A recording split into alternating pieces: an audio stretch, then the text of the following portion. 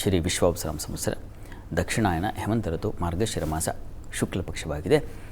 ಈ ದಿವಸ ಸೋಮವಾರವಾಗಿರತಕ್ಕಂಥದ್ದು ಏಕಾದಶಿ ತಿಥಿ, ರೇವತಿ ನಕ್ಷತ್ರ ಈ ದಿವಸ. ಏಕಾದಶಿ ತಿಥಿ ಅದು ಮಾರ್ಗಶಿರ ಮಾಸದಲ್ಲಿ ಬರತಕ್ಕಂಥ ಏಕಾದಶಿಗೆ ಅದರದೇ ಆದ ಒಂದು ಸ್ಥಾನ, ಅದರದೇ ಆದ ಒಂದು ಮಹತ್ವ ಇದೆಲ್ಲ ತುಂಬಿಕೊಂಡಿದೆ. ಕಾರಣ ಗೀತಾ ಜಯಂತಿ. ಭಗವಂತ ಭಕ್ತರಿಗಾಗಿ ಅಥವಾ ಜನಸ್ತೋಮಕ್ಕೆ ನೀಡಿದಂಥ ಒಂದು ವಿಶಿಷ್ಟ ಉಪದೇಶ ಗೀತೆ, ಭಗವದ್ಗೀತೆ. ಈ ಗೀತೆಯನ್ನು ನಮಗಾಗಿ ಉಡುಗೊರೆಯಾಗಿ ಕೊಟ್ಟವನು ಭಗವಂತ, ಅದಕ್ಕೆ ಕಾರಣನಾದವನು ಅರ್ಜುನ. ಅರ್ಜುನ ನಮ್ಮ ಮನಸ್ಸಿನ ಏರುಪೇರುಗಳು, ನಮ್ಮ ಚಿಂತೆಯ ಗೊಂದಲಗಳು, ನಮ್ಮ ಆಲೋಚನೆಗಳ ಗೊಂದಲಗಳು, ಇವುಗಳನ್ನೆಲ್ಲ ದೃಷ್ಟಿಯಲ್ಲಿಟ್ಟುಕೊಂಡು ಅವನಿಗೆ ಏನು ಅನಿಸಿದೆಯೋ ಅದೇ ನಮಗೆ ಅನಿಸಿದೆ, ನಮಗೆ ಅನ್ನಿಸ್ತಾ ಇದೆ. ಈ ಹೊತ್ತಿಗೂ ದ್ವಾಪರ ಯುಗ ಕಳೆದು ಹೋಯಿತು, ಕಲಿಯುಗ ಪ್ರಾರಂಭವಾಗಿ 5,000 ಚಿಲ್ಲರೆ ವರ್ಷಗಳು ಆಗೋಯಿತು. ಈ ಹೊತ್ತಿಗೂ ಕೂಡ ಅರ್ಜುನ ಯಾವ ಪ್ರಶ್ನೆಗಳನ್ನು ಕೇಳಿದನೋ ಬದುಕಿನ ಬಗ್ಗೆ, ಸಾಧನೆಯ ಬಗ್ಗೆ, ಕರ್ಮದ ಬಗ್ಗೆ, ಧ್ಯಾನದ ಬಗ್ಗೆ, ಯೋಗದ ಬಗ್ಗೆ, ದೇವರ ಬಗ್ಗೆ, ಭಕ್ತಿಯ ಬಗ್ಗೆ, ಹೀಗೆ ಎಷ್ಟೋ ಪ್ರಶ್ನೆಗಳನ್ನು ಕೇಳಿಬಿಟ್ಟಿದ್ದಾನೆ.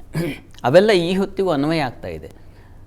ಆ ರೀತಿಯ ಒಂದು ವಿಶಿಷ್ಟ ಉತ್ತರ ಅವನ ಮಾತಿನಲ್ಲೇ ನಾವು ಕೇಳುವಂಥ ಒಂದು ಸುಕೃತ ಪುಣ್ಯ ನಮಗೆ ಬಂದಿದೆ. ಆ ರೀತಿಯಲ್ಲಿ ಭಕ್ತರ ಒಂದು ವಿಶಿಷ್ಟ ಮಾರ್ಗದರ್ಶನ ಮಾಡುವ ಸಲುವಾಗಿ, ಭಕ್ತರಿಗಾಗಿ ಅವರ ಬದುಕಿನ ದಾರಿ ಹೀಗಿರಬೇಕು ಅನ್ನೋದನ್ನು ಭಗವಂತ ಹೇಳಿದ ದಿವಸ ಈ ದಿವಸ. ಹೀಗಾಗಿ ಇದು ಒಂದು ಪುಣ್ಯತಮವಾದ ದಿವಸ. ಹೀಗಾಗಿ ಈ ದಿವಸ ನಾವು ಭಗವದ್ಗೀತೆಯ ಅನುಸಂಧಾನ ಮಾಡ್ತಕ್ಕಂಥದ್ದು, ಕೃಷ್ಣನ ಉಪದೇಶ ಯಾವ ರೀತಿಯಲ್ಲಿದೆ, ನಮ್ಮ ಬದುಕಿಗೆ ಅವನು ಕೊಟ್ಟದ್ದೇನು, ಹೀಗೆ ಅದನ್ನು ಚಿಂತನೆ ಮಾಡ್ತಕ್ಕಂಥ, ಅದನ್ನು ಮನಸ್ಸಿಗೆ, ನಮ್ಮ ಕಾರ್ಯಗಳಿಗೆ, ನಮ್ಮ ಬುದ್ಧಿಗೆ ಎಲ್ಲ ಅದನ್ನು ಅನ್ವಯ ಮಾಡಿಕೊಳ್ಳುವ ದಿವಸ. ಇದೊಂದು ದಿವಸ ಅಂತಲ್ಲ, ಪ್ರತಿ ದಿವಸ ಗೀತೆಯನ್ನು ಅನುಸಂಧಾನ ಮಾಡಿದ್ರೆ ತುಂಬ ಒಳ್ಳೆಯದು. ನಮ್ಮ ಮನಸ್ಸಿಗೆ, ನಮ್ಮ ಬುದ್ಧಿಗೆ ಎಷ್ಟೋ ಒಂದು ವಿಚಾರಗಳಲ್ಲಿ ಮನಸ್ಸಿಗೆ ಶಾಂತಿ ಇಲ್ಲ, ಬುದ್ಧಿಗೆ ಆ ಗೊಂದಲದಿಂದ ವಿಮುಕ್ತವಾದ ಸ್ಥಿತಿ, ಸ್ಥಿತಪ್ರಜ್ಞತೆ ಇಲ್ಲ. ಹೀಗಾಗಿ ಪ್ರತಿ ದಿವಸ, ಈ ಉದಾಹರಣೆಗೆ ಯಾವುದೋ ಕೆಮ್ಮು ನೆಗಡಿ ಕಾಯಿಲೆ ಬರುತ್ತದೆ, ಆ ಸಂದರ್ಭದಲ್ಲಿ ನಾವು ಔಷಧಿ ತಗೋತೀವಿ, ಹಾಗದು ವಾಸಿ ಆಗುತ್ತೆ. ಆದರೆ ಮನುಷ್ಯನ ಬದುಕಿನ ಪ್ರತಿ ದಿವಸದ ದಿನಚರಿ ಇದೆಯಲ್ಲ, ಅದರಲ್ಲಿ ಪ್ರತಿ ದಿವಸ ಒಂದು ಹೊಸ ಸವಾಲು, ಪ್ರತಿ ದಿವಸ ಒಂದು ಸಮಸ್ಯೆಗಳು ಬಂದೇ ಬರ್ತಾ ಇರುತ್ತೆ. ಹೀಗಾಗಿ ಈ ಸಮಸ್ಯೆಗಳಿಗೆ ಔಷಧಿ ಯಾವುದಪ್ಪ ಅಂದರೆ ಅದು ಗೀತೆ, ಭಗವದ್ಗೀತೆ ಆಗಿದೆ. ಎಲ್ಲರಿಗೂ ಅವಕಾಶ ಇದೆ. ಒಬ್ಬ ಸಾಮಾನ್ಯ ವ್ಯಕ್ತಿಯಿಂದ ಹಿಡಿದು ಅಸಾಮಾನ್ಯವರೆಗೆ, ಅಲ್ಲಿ ಪಾಮರರಿಂದ ಪಂಡಿತರವರೆಗೆ ಅಂತ ಹೇಳಿದೆ, ಸಂಸಾರಿಯಿಂದ ಸನ್ಯಾಸಿಯವರೆಗೆ ಅಂತ ಹೇಳಿದೆ. ಹೀಗೆ ಎಲ್ಲರನ್ನೂ ದೃಷ್ಟಿಯಲ್ಲಿಟ್ಟುಕೊಂಡು ಕೃಷ್ಣ ಒಂದು ಮಹಾ ಉಪದೇಶವನ್ನು ಮಾಡಿದ್ದಾನೆ. ಸಾಮಾನ್ಯರ ಪ್ರಶ್ನೆಗಳಿಗೆ, ಪುಟ್ಟ ಪುಟ್ಟ ಆಲೋಚನೆಗಳನ್ನು ಹೊಂದಿರತಕ್ಕಂಥವ್ರಿಗೆ ಅದಕ್ಕೂ ಬೇಕಾದ ಉತ್ತರ ಇದೆ. ಒಂದು ಗೋವಿನ ಹಾಡು ಇದೆಯಲ್ಲ, ಸತ್ಯವೇ ನಮ್ಮ ತಾಯಿ ತಂದೆ, ಸತ್ಯವೇ ನಮ್ಮ ಬಂಧು ಬಳಗ. ಅಲ್ಲಿ ಆ ಗೋವಿನ ಹಾಡಿನಲ್ಲಿ ಸತ್ಯವನ್ನು ಹೇಗೆ ತಿಳಿಪಡಿಸಬೇಕು ಅಂತಕ್ಕಂಥ ಸಾರ ಇದೆಯಲ್ಲ, ಆ ರೀತಿಯಲ್ಲಿ ಗೀತೆಯಲ್ಲೂ ಕೂಡ ಹಲವು ಹಲವು ಸ್ತರಗಳಲ್ಲಿ ಗೀತೆ ಉಪದೇಶ ಇದೆ. ನಾವು ಮನುಷ್ಯ ಹೇಗಿರಬೇಕು, ಹೇಗೆ ಜೀವನ ನಡೆಸಬೇಕು, ಯಾವುದನ್ನು ಅಳವಡಿಸ್ಕೊಳ್ಬೇಕು, ಯಾವುದು ನಮ್ಮ ಬದುಕಿಗೆ ಬೇಡ, ಇಂಥ ಒಂದು ನಿಶ್ಚಯತೆ ಅದು ಗೀತೆಯಿಂದ ಸಿಗುತ್ತೆ. ನಾವು ಮಾಡುವಂತಹ ಕೆಲಸ ಕಾರ್ಯಗಳಲ್ಲಿ ಎಷ್ಟರ ಮಟ್ಟಿಗಿನ ತಲ್ಲೀನತೆ ಬೇಕು, ಮತ್ತು ಅದರ ಫಲಕ್ಕೆ ಯಾವ ರೀತಿಯ ಮನಸ್ಸನ್ನು ನಾವು ಸಿದ್ಧ ಮಾಡಿಕೊಳ್ಬೇಕು. ಯಾವುದೇ ಕೆಲಸ ಮಾಡ್ತೀವಿ ನಾವು ಪ್ರತಿ ದಿವಸದ ಬದುಕಿನಲ್ಲಿ, ಒಂದಲ್ಲ ಒಂದು ವ್ಯವಹಾರ ತೊಡಗಿರ್ತೀವಿ. ಆ ವ್ಯವಹಾರದಲ್ಲಿ ನಾವು ಅನ್ವಯ ಮಾಡಿದ ಕೆಲಸ, ಕರ್ಮ ಕೌಶಲ್ಯ ಅದು ಹೇಗಿರಬೇಕು, ಮತ್ತು ಅದಕ್ಕೆ ಬರ್ತಕ್ಕಂತಹ ಫಲನಿರೀಕ್ಷೆ, ಆ ನಿರೀಕ್ಷೆಗೆ ನಮ್ಮ ಮನಸ್ಸುಗಳನ್ನು ನಮ್ಮ ಬುದ್ಧಿಯನ್ನು ಹೇಗೆ ಸಿದ್ಧಪಡಿಸ್ಕೊಳ್ಬೇಕು, ಇದರ ವಿಭಾಗ ಏನು, ಕರ್ಮದ ಸರ್ಕಲ್ ಎಲ್ಲಿದೆ, ಫಲದ ಸರ್ಕಲ್ ಎಲ್ಲಿದೆ, ಹೀಗೆ ಇವುಗಳನ್ನೆಲ್ಲ ಬಿಡಿಸಿಕೊಡ್ತಾನೆ ತುಂಬ ಚೆನ್ನಾಗಿ ಕೃಷ್ಣ. ಇದನ್ನು ಅರ್ಥ ಮಾಡ್ಕೊಂಡು ಬಿಟ್ಟರೆ ನಮಗೆ ಕಷ್ಟ ಅನಿಸಲ್ಲ, ಕೆಲಸ ಅನಿಸಲ್ಲ, ಎಲ್ಲವೂ ಭಗವತ್ ಸೇವೆ ಅನಿಸುತ್ತೆ, ಬಂದದ್ದು ಭಗವತ್ ಪ್ರಸಾದ ಅನಿಸುತ್ತೆ. ಹಾಗಿದ್ದಾಗ ಮನುಷ್ಯನಿಗೆ ಒಂದು ಮನಸ್ಸಿನಲ್ಲಿ ಈ ಆಗ್ತಕ್ಕಂತಹ ಗೊಂದಲಗಳು ನಿವಾರಣೆಯಾಗುತ್ತೆ, ಬುದ್ಧಿಯ ಚಾಂಚಲ್ಯ ಅದು ನಿವೃತ್ತಿಯಾಗುತ್ತೆ, ತನ್ಮೂಲಕ ಒಂದು ಸ್ವಸ್ಥ ಬದುಕಲಿಕ್ಕೆ ದಾರಿ ಏರ್ಪಾಡಾಗತ್ತೆ. ಇದಕ್ಕೆ ಒಂದು ದಿನದಲ್ಲಿ ನಾನೀಗ ಹೇಳಿದ ಮಾತ್ರಕ್ಕೆ ನಿಮಗೆ ಅನ್ವಯ ಆಗಿಬಿಡುತ್ತೆ ಅಥವಾ ಅಳವಡಿಕೆ ಆಗಿಬಿಡುತ್ತೆ ಅಂತ ಅಲ್ಲ. ಇದನ್ನು ನಾವು ಹೇಗಪ್ಪ ಅಂದರೆ ಗುರು ಮುಖೇನ ಒಳ್ಳೆಯ ಮಾರ್ಗದರ್ಶನ ತೆಗೆದುಕೊಳ್ಬೇಕು, ಒಂದಷ್ಟು ಕಾಲ ಇದನ್ನು ಅಭ್ಯಾಸ ಮಾಡಬೇಕು, ಆನಂತರ ಇದನ್ನು ಅಳವಡಿಸ್ಕೊಳ್ಳೋ ಪ್ರಯತ್ನ ಮಾಡಬೇಕು, ಆನಂತರ ಬದುಕು ಹಗುರ ಅನ್ನಿಸ್ತಾ ಬರುತ್ತೆ. ಹೀಗಾಗಿ ಒಬ್ಬ ವಿದ್ಯಾರ್ಥಿಯಿಂದ ಹಿಡಿದು ಪ್ರಧಾನಿಯವರೆಗೆ ಎಲ್ಲ ಸ್ತರದವರೆಗೂ ಕೂಡ ಗೀತೆಯಲ್ಲಿ ಮಹಾ ಉಪದೇಶ ಇದೆ. ಇದರ ಸಾರ ಏನಾಗಿದೆ? ವಿದ್ಯಾರ್ಥಿಗೆ ಬೇಕಾಗಿದ್ದ ಸಾರ ಏನಪ್ಪ? ಅಧ್ಯಯನ, ಅದನ್ನು ನೆನಪಿಟ್ಟುಕೊಳ್ಳುವ ಶಕ್ತಿ, ಹೇಗೆ ಅದನ್ನು ಪ್ರಸ್ತುತಪಡಿಸುವ ರೀತಿ, ಅದು ಗೀತೆಯಲ್ಲಿದೆ. ನಾವು ಹೇಗೆ ಅಧ್ಯಯನ ಮಾಡಬೇಕು, ಯಾವುದೇ ವಸ್ತು ವಿಷಯ ನೀವು ಒಬ್ಬ ವಿದ್ಯಾರ್ಥಿಯಿಂದ ಹಿಡಿದು ಗಮನಿಸ್ಕೊಂಡ್ರೆ, ವಿದ್ಯಾರ್ಥಿಯಾದವನಿಗೆ ಇದರ ಗುರಿ ಏನು, ನಾನು ಓದುವುದರ ಅಂತಿಮ ಗುರಿ ಏನು ಅನ್ನೋದರ ಸ್ಪಷ್ಟತೆ ಇರಬೇಕು. ಅರ್ಜುನ್ಗೆ ಅದೇ ಆಗಿದ್ದು. ನನ್ನ ಗುರಿ ಏನಾಗಿದೆಯಪ್ಪ, ಬಂಧು ಬಾಂಧವರೆಲ್ಲ ಇದ್ದಾರೆ ಅಂತ ಅನ್ನಿಸ್ತಾ ಇದೆ, ನಾನು ಎಲ್ಲಿ ಯುದ್ಧ ಮಾಡಿ ಅವರನ್ನು ಸತ್ತು ನಾನಾರು ಪ್ರಯೋಜನ ಪಡೋದೇನು ಅಂತಂದಾಗ ನೀನು ಯೋಚನೆ ಮಾಡ್ತವರ ರೀತಿ ತಪ್ಪು. ಇದು ಧರ್ಮ ಅಧರ್ಮದ ವಿಚಾರ. ನೀನೇನೋ ಮಾಡ್ತಾ ಇದೆಯಾ ಅಂತಲ್ಲ, ಇದೆಲ್ಲವೂ ನನ್ನಿಂದ ಆಗ್ತಾ ಇದೆ, ನೀನೊಂದು ಗೇಮ್ ಪ್ಲೇ ಮಾಡ್ತಾ ಇದೆಯಾ ಅಷ್ಟೇ. ಇದು ಅರ್ಥ ಆಗಬೇಕಾಗಿದ್ದರೆ, ನಮ್ಮ ಮನಸ್ಸಿಗೆ ಹೋಗಬೇಕಾಗಿದ್ದರೆ ಬಹಳ ಕಷ್ಟ ಇದೆ. ಏನು ಸಮಾಜದಲ್ಲಿ ಇಷ್ಟು ಏರುಪೇರುಗಳಿದೆಯಲ್ಲ, ಒಳ್ಳೆಯವರಿದ್ದಾರೆ, ಕೆಟ್ಟವರಿದ್ದಾರೆ, ದುರ್ಜನರಿದ್ದಾರೆ, ತುಂಬ ಸಜ್ಜನರಿದ್ದಾರೆ. ಈ ವ್ಯತ್ಯಾಸವನ್ನು ಭಗವಂತ ಯಾಕೆ ಮಾಡಿದ್ದಾನೆ? ಯಾಕೆ ಹೀಗಿದೆ ಪ್ರಪಂಚ?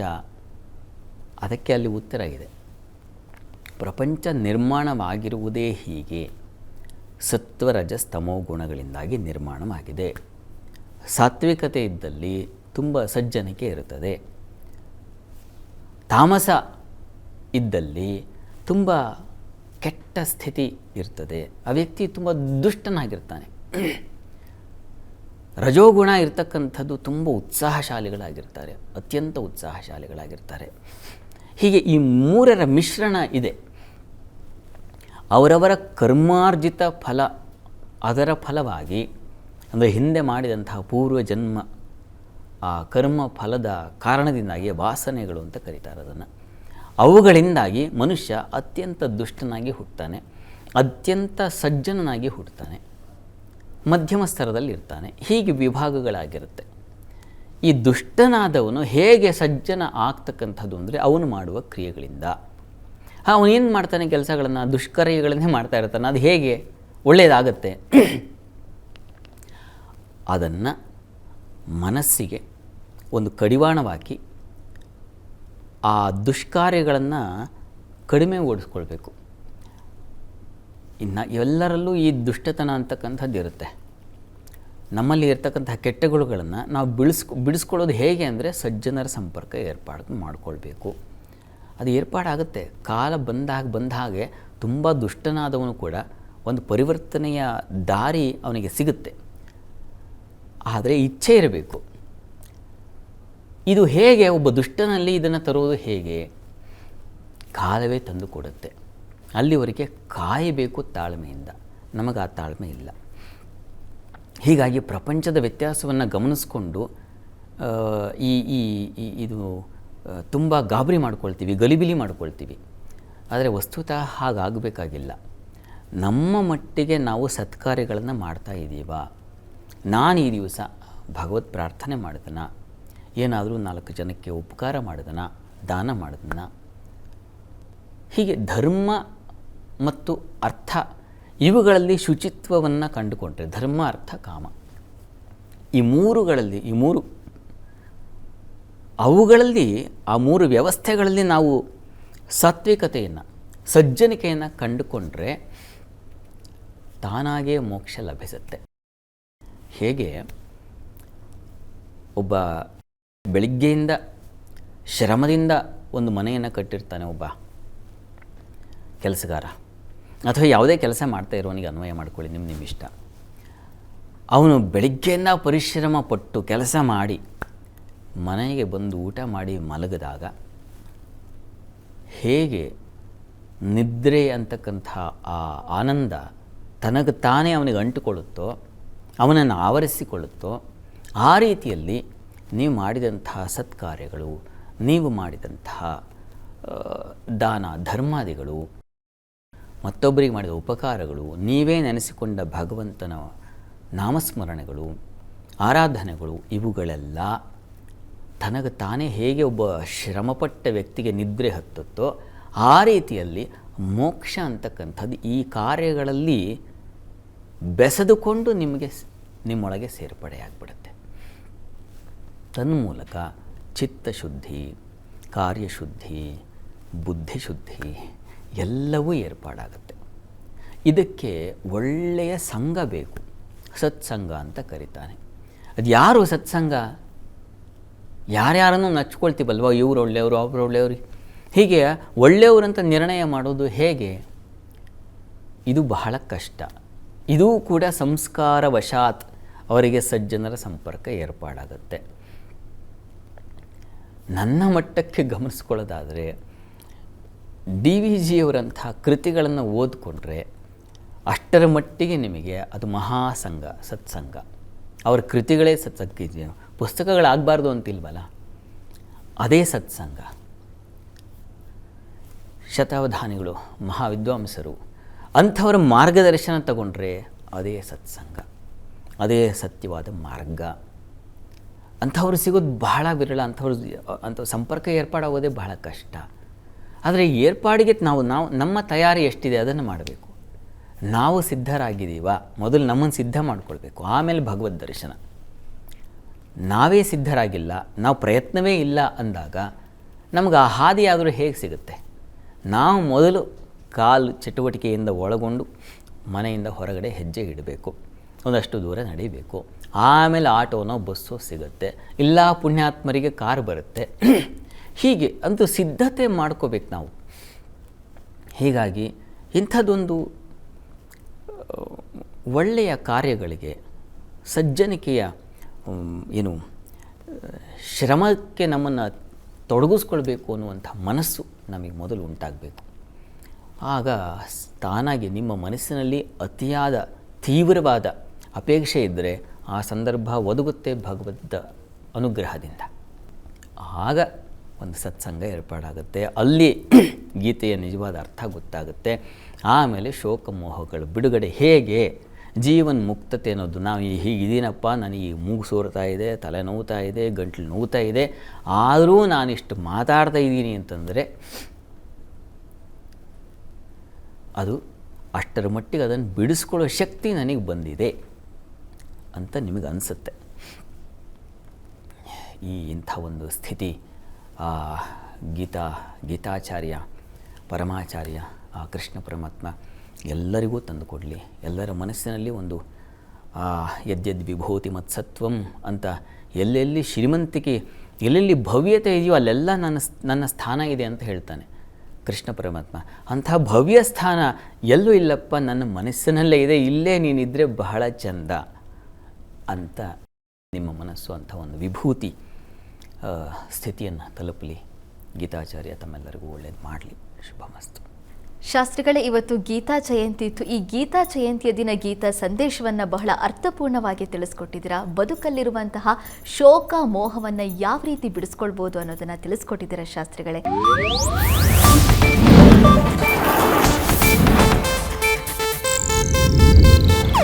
ಇದು ಏಷ್ಯಾನೆಟ್ ನ್ಯೂಸ್ ನೆಟ್ವರ್ಕ್ ಪ್ರಸ್ತುತಿ.